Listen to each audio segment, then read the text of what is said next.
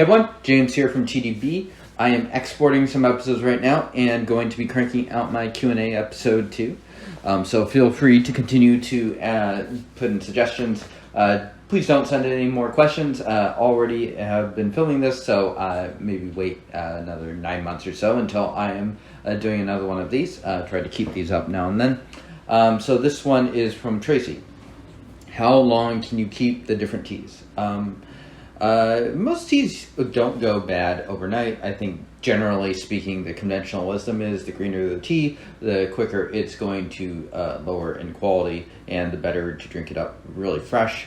Most of what I drink is not of the ultra green variety. The greenest stuff I will drink are some greenish high mountain oolongs, and even then I tend to gravitate towards the more roasted stuff, and that stuff just doesn't degrade that fast. That's my opinion. Most teas you can just store it in Mylar or whatever bags, just seal it shut, make sure you go beginning to end like that. It's good. It's probably not a good idea to hold on to samples for many, many years. Usually a good idea to drink them up pretty fast. How different is a sample after a year? It's a little bit different if you were to compare it versus cake, but it's not going to be that significant, and a lot does depend on like if we're doing a fresh tea versus a little bit older tea too. So like a 2005 tea, if you put it in a sample bag in 2021 and had it now, probably not that different from if you just had a sample shipped now. So anyways, starting to ramble here. This is from Chris, thoughts on May leaf teas, very, very popular YouTuber. I have tried a couple, they seem fine. May leaf tea is not something I would personally seek out, just because I think we tend to have a little bit of different philosophies and approaches to tea, not to cast any shade on them or anything. They make very engaging YouTube videos. Okay, this one is from Jack12303321. I was wondering if you could do an episode on American oolong, especially since it's the harvesting season in America right now. I've seen a few producers that make them, but I'm wondering if there's more out there that I don't know of. More importantly, I'm wondering how American oolongs hold up to other international oolongs. I've not tried a ton of American oolong, so maybe if anyone has tried those, please comment below. I think I've tried a couple. I can't say I've tried anything that really stood out. I've heard they're growing some in Georgia, Washington State. I don't know where they grow oolong specifically. I think the Washington State ones were by Japanese farmers that were doing white tea, something like that. Anyways, I don't have much of an interest in the domestic oolong, if I'm being honest. At least I haven't tried anything that would really pick my interest yet. This is from Strass44. When I watched one of your videos on Yixing, you recommended starting with the $60 teapot. When asked around on Reddit and other sources for a good European seller for those types of pots, most people told me I can't buy genuine Yixing for that price. So I guess my question is, what should I look for in a starter Yixing teapot, and do you think it's even worth buying Yixing for something that's trying to get into Rockpool?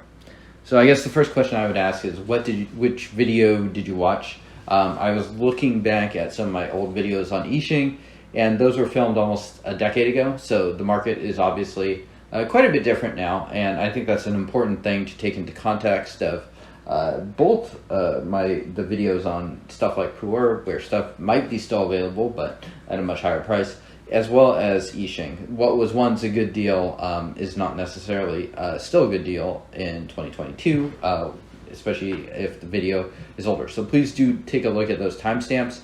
I don't think I've done a video on Yixing in quite some time.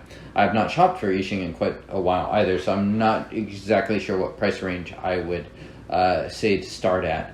I'm sorry, Strauss, but that's probably more questions than answers there. There are definitely people that know more than I do, especially about the current marketplace. I'm one of those people that has bought up their Yixing.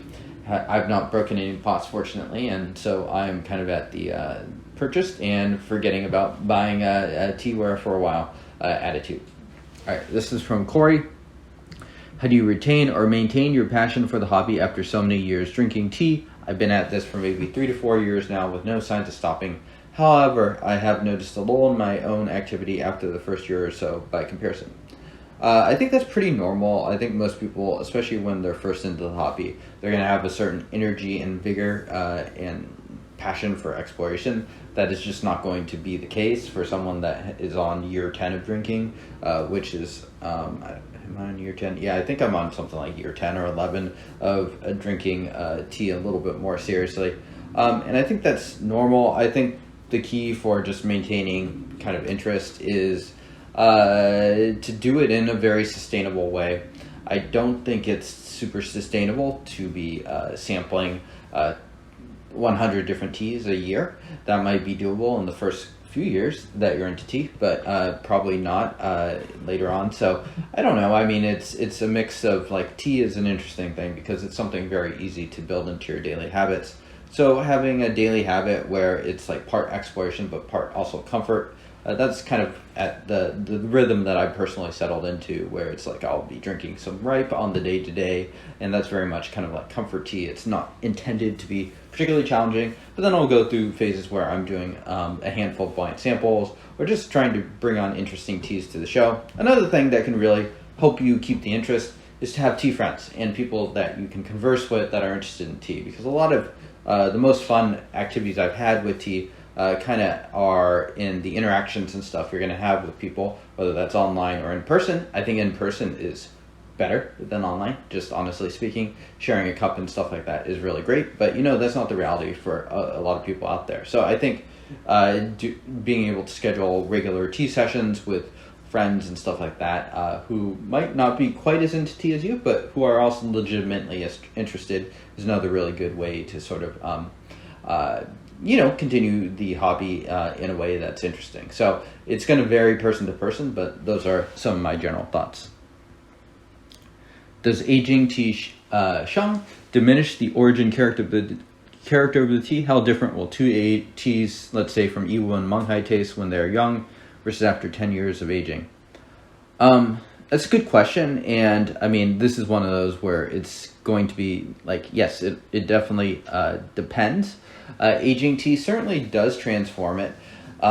If the tea undergoes more intense storage, of course, it's going to transform the tea more strongly. So something like a Yiwu that's been stored in a bathtub is going to be a lot harder to tell that it's an Yiwu than an Yiwu stored like in Kunming, in an environment that sort of has the reputation of being drier. So it kind of does depend. Tea will certainly transform, which I guess does diminish a little bit of that origin character. But if a tea is kind of on that dry stored in, I don't know that it ever really loses some of that original character. And original character is one of those things that's just always very important for the quality of the tea. It's one of the most important factors whether the tea is significantly aged or not. And that's a big reason why you can't just buy crap tea and age it for 30 years and assume it's going to be good. Okay, so sorry, I'm not sure if that's a totally satisfying answer, but base material is always one of the most important characteristics for a tea. And I don't think most people are going to be doing this sort of really intense aging that is super transformative. So I think selecting tea of base material that you liked is really important. This is from Color Wolf. I feel YS branded new teas have really increased in price over the last couple of years. Their teas used to be competitive, but now I feel you can get factory ones at much cheaper prices. What's your view, boutique brands versus traditional factory teas from a value versus quality perspective? Good question. I think a lot depends on where you're looking. I think if you are looking at certain, it can really bias you just because the way that stuff tends to get marked up. For instance, you could look at factory tea sold by eBay vendors, and maybe this eBay vendor is not even the best eBay vendor to buy from, and they're buying from another vendor who's buying from another vendor. And that's how a $30 tea can get marked up to $300, which is not uncommon. It's not that difficult to find stuff that is marked up significantly from kind of the retail you find there. Now, where does that like kind of land, that factory tea? I mean, I think if you kind of have full visibility of the whole market and stuff like that, generally speaking, what you're going to find is factory teas do, especially current year and recent year factory teas, do run quite a bit cheaper. There are definitely always exceptions to that. In fact, there's been some very funky stuff going on with Menghai 7542, from the last couple of years. But those are always kind of interesting kind of vehicles for speculation and investment that kind of really do skew those prices there. So yeah, I guess my opinion has always been that if you want bang for a buck, looking for traditional factory teas that are Taiwan Guangzhou storage, which is my preference, that are at least 10 years old, but kind of in that 10 to 15 year range, is always a really good value. I don't think YS is a particular outlier as far as costs go. Their prices have risen, but I think that's just been the reality of kind of the market for young sort of boutique type tea. I took a quick look at their prices, and they're more or less exactly what I expected as far as like the current year stuff. Another thing to note too is they do always tend to release their Iwu productions first, which of course is an expensive area. So don't judge too much by kind of their initial release. I mean, usually how it goes is they'll release those, then they'll kind of go into more like Linchong material, which will be a little bit cheaper. And so just depending on the individual area that you're looking at. It is possible YS has changed their markup, but from what I can tell, it doesn't seem to be a very particularly different philosophy. So those things on the margins can make a difference, but I don't see much obvious evidence of that changing. And, their tea has always kind of been sort of what the market rate is. I mean, I think the real difference you can see is if you use something like archive.org or the Wayback Machine, as it's been called in the past, and just sort of look up what their teas originally sold for, because they've been in business a long time, since 2004. I think their initial production of teas was 2008, I believe. So you can look and see what those prices were 2008 and 2009 and see how cheap or inexpensive some of those like Iwu regions that would now get just really, really high price tags were back then. But I haven't particularly noticed it change in the last 2 or 3 years, but I'm also not someone that's buying young tea, so I'm not monitoring that market too closely. All right, so this one is from Tom. If you had to pick just 3 specific Pu'er productions to drink the rest of your life, what would they be? Oh man, specific ones? Oh, that's probably too difficult. I mean, you could just like name 3 really expensive teas, but like if you're trying to pick kind of like specific, kind of like more general categories, and I know I'm getting a little bit away from the original premise here, I'd probably pick something that is maybe sort of in that 754 to 8653 vein, so something factory-ish that's just a very, very robust tea and kind of has that profile. I'm just a sucker also for boutique type Iwus, so picking something like that, like something like the Bian Hao Manjuan from 2004 is a personal favorite of mine. There's some really good Chen Yuan Hao productions, so picking my favorite of those, so I'd probably pick those. And then the third, you just need something comfortable, so I'd probably pick something traditionally stored. I don't know what would be the absolute best traditionally stored tea, something probably really expensive, but something more functional like the 2001 Spring Buds I brought on in the past. Those are perfectly fine too. So I guess I'm missing a Wistari in there, but it's only 3 productions, and you need to have something comfortable in there, and something robust, and something kind of more boutique-y. So aiming for that sort of variety, I think, is what I would do. This one from Andre was sort of a similar question. What are the top 10 teas that you have had, specific ones like 2019 Chao Wang Shu from Vendor? I don't know why people want such specific answers. Well, I do know why, because it is interesting, but I don't know if I have super specific answers off the top of my head. I think a lot of my best sessions have always been ones that are also extra memorable because of the people that I'm able to share tea with. So I had I had a couple really good sessions in Malaysia with Sue and the E. Obviously the further you travel to, it's going to add a certain element to those tea sessions too. That's like kind of certainly plays into the psychologies. But we had some really, really amazing teas there that were nearly 100 years old. So that was very, very memorable. Those were some, I believe it was the oldest tea was a Lubao from, I think it was 1922 or something like that. But also had some Luan that was from the 30s. So those are 2 of those 2 might be the oldest teas I've had. And those teas are kind of fit into that stereotype of like the ones where you're just floating, and it's sort of that ethereal experience. Another memorable one I had was in Hong Kong when I had the 88QB, and that was a that is the opposite of a comfortable session. Had that tea late at night and brewed extremely hard. A session I'm never gonna forget because it really kicked my ass, and it really felt like I wasn't appreciating the tea as much as I should have been. But it just a totally memorable session with the folks out there. And then also another memorable session that's coming to my mind is one with Andrew down in California. Had a really great session with a Malaysian stored yellow mark that was incredibly powerful, just really, really strong, brewed hard. That one was definitely amongst my absolute favorite sessions. Also had that sort of ethereal quality going on that sort of sends you to a different place, and just a really fun session, great company. All right, this one is from Devin. Shagwan Feito, how is it aging? I'm actually not totally sure what Devin is talking about. If he's talking about the Feitai Shagwan, which is kind of a brand or a specific kind of company that does a lot of productions through Shagwan, so stuff like Beloved Forever, or this one, this ripe Xiaofa tool. So I don't know, but in general, my experience is Shagwan stuff is very robust, and it generally ages fine.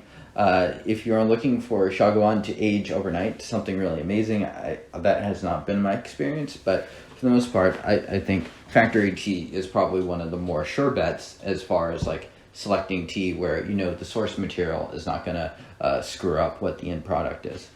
So you're far more likely to screw up the storage yourself of something like factory tea than I think the tea is to end up resulting in a subpar end product.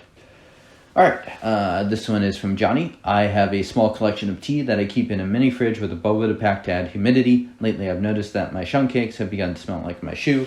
I keep shung at the top and shoe at the bottom, but I still have some interchanging aroma. I can't notice any change in flavor or wet leaf smell, but I'm worried that my tea could be negatively affected if stored like this in long term. I really don't want to get another pumdor to separate them. Have you noticed anything like this in your experience? Do you think it's something to be concerned with? I wouldn't be overly concerned with it, but yes, you're definitely going to have some aroma interchange there. I think the conventional wisdom is to keep them separate. Personally, for me, I don't really care about aging my ripe, so I don't store my ripe in Bovita packs. I just kind of stuff it back here in this cabinet with nothing added to it. So definitely a enclosed space. It probably does slowly dry out over time there, but I'm usually drinking it up pretty quickly too. So personally, I think that it's probably a good idea to separate them out. I would probably keep the shung in there if it were me and move the ripe somewhere else. But I also don't think it's that big a deal. Personally, I don't think a month or two is going to really permanently damage that tea or impact its future outlooks. Just give it a couple of weeks after you separate them, and it'll probably be going back to normal at some point. All right, this one, this is the last one from Isaac, and it is, what are your thoughts on mycotoxins in pu'er? I recently learned about this issue in a Talking Tea podcast. This is a citation of a recent article. It's a study, a dark side of an ancient and high-valued aromatic beverage. And then he has a second part to this too. Okay, so mycotoxins, I don't know a ton. I don't want to speak out of step or anything like that. I'm not a science researcher or an academic. This might be something to direct more to someone like Marshall, and I think he might have some more interesting thoughts there. This study is very new. This one, it looks like it was published in April 2022, so I really haven't heard much about this. There was one that kind of got loosely circulated around before too. The challenging thing with these studies too is it's hard to know exactly what the teas are they studied. That study also just kind of concluded, rinse your pu'er and you'll be fine. So whether you trust that or not, I'm not totally sure. Another couple things that I've seen cited that might be relevant too, it's the only place where they really do consume pu'er, and especially the pu'er that's really dank and pushed to the limits, really, really commonly is places like Hong Kong and southern China and stuff like that. And the life expectancy of Hong Kong is, I believe, the highest in the world, if not very close. So, I don't know.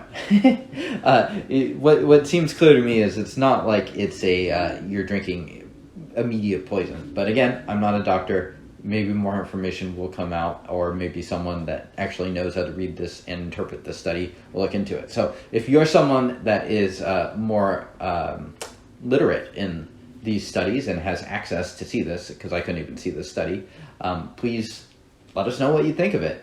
Is this something to be concerned with as a pu'er drinker and stuff like that? I'm open to changing my mind and stuff like that, but I have not been personally overly concerned with those things. Considering that if you drink a reasonable, moderate amount of tea, which I think is something that everyone should do, you can certainly overdrink tea as you can overconsume just about anything. But yeah, I mean, I don't know. Maybe I'm an idiot, but I'm not terribly concerned with it. And then the other part of Isaac's question is, what is your opinion about pu'er-style tea from other border regions such as northern Vietnam, Laos, Cambodia, Thailand, Myanmar? I've had some decent pu'er-style teas from those areas. I mean, probably the most interesting area of those is the Laos area that borders Guafang Jai, just because Guafang Jai is very Yiwu-ish area. Like Guafang Jai in particular is kind of like really strong Yiwu stuff, so I like... I'm just kind of naturally curious about that region too, because those teas can be very, very high priced. I can't say that I've had a border tea that absolutely blew me away, but that could change in the future. I don't know that there's a huge reason why some of the tea can't be decent, especially if it's from a place with pretty good terroir. I mean, another person is Teaside, Valerie, who is selling a bunch of border tea and a lot of Thai style pu'er and stuff like that. That is pretty good too. I mean, northern Thailand starts to get like the Chiang Mai area starts to get Chiang Rai, starts to get very close to Yunnan too. So I don't see why you couldn't have pretty good style teas there. But part of it is the terroir, and part of it's also the culture of the processing, which I think is something where those places might lag a little bit behind somewhere like Yunnan, which has been doing it and is a little bit more has been coveted for a while.